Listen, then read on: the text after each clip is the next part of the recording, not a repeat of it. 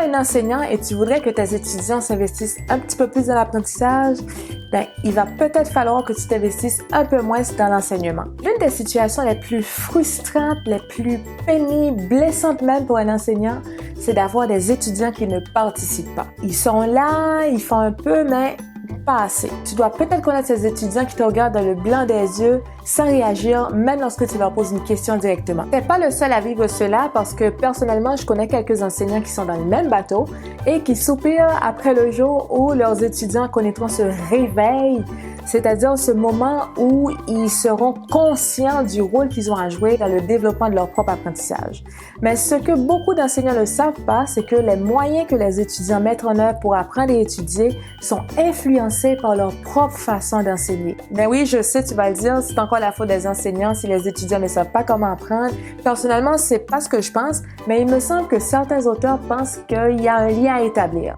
Alors, j'ai fait des recherches là-dessus et j'ai découvert que 3 auteurs, Roumainville, Parmentier et Ramsden, pensent que les actions posées par l'enseignant influencent directement la façon de réagir des étudiants. Pour Ramsden, l'enseignant fait partie des variables contextuelles influençant les manières d'apprendre de l'étudiant. Par exemple, présenter un cours de manière magistrale, ça stimule les processus mentaux tels que analyser, comprendre, réfléchir, mémoriser.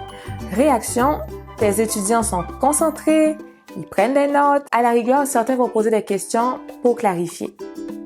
Endrizzi pense que des exigences pédagogiques différentes conduisent les étudiants à des manières d'étudier très différentes. Si tu prends l'habitude d'aiguiller tes étudiants vers des lectures complémentaires, des vidéos éducatives, des tutoriels, etc., tout cela va constituer pour eux autres des façons d'étudier et de développer leurs apprentissages. Roumainville et Parmentier, eux, affirment que les procédures que les étudiants déclarent mettre en œuvre à l'occasion d'un cours sont influencées par la méthode pédagogique de l'enseignant.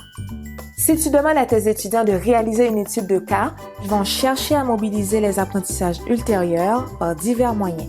L'une des façons pour toi d'impliquer tes étudiants dans leur processus d'apprentissage, c'est d'opter pour des activités pédagogiques qui les rendent autonomes. Des vidéos éducatives qui font partie intégrante de ton scénario global permettront à tes étudiants d'aller vers l'apprentissage par eux-mêmes et de s'impliquer directement et de plus en plus sans que tu n'aies à leur tordre le bras. Et puis, n'hésite pas à poster tes commentaires, tes questions, tes doutes, tes appréhensions, tes désaccords également en dessous de la vidéo.